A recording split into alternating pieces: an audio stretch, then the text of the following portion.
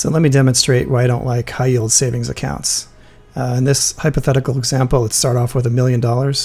I've seen a couple of these high yield accounts around 5%. And $1 million at 5% would generate you $50,000 a year.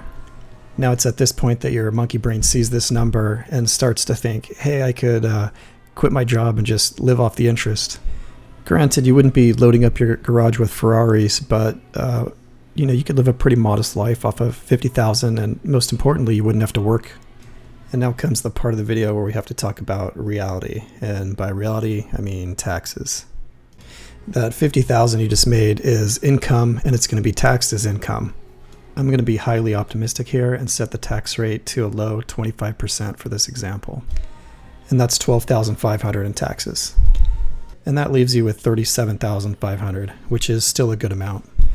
And if this was where the video ended, I would say go for it, but we have to talk about the biggest elephant in the room when it comes to capital, and that would be inflation, because while taxes eat away at your income, inflation eats away also at that $1 million bag you're holding. I'm going to go ahead and set a very optimistic 3% as the inflation rate, even though we all know it's much, much higher than that. So if inflation eats 3% off of your net income plus your principal, you lose $31,125 in purchasing power.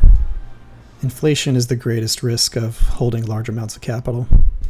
You can see that even in this optimistic example at 3%, that inflation eats almost 3 times more than taxes take. So the inflation adjusted net income is $6,375. And what that means is the bulk of your money gets inflated away. But what really kills me is that you actually pay more in taxes than you get to keep as income. And that means that after taxes and inflation, your actual adjusted APY is around 0.64%. And that's assuming these highly optimistic numbers. If we were to adjust your tax rate a little bit higher or inflation a little bit higher, the APY that you would actually realize would be in the negative. And this is why even if you win $1 million, you still got to go to work on Monday.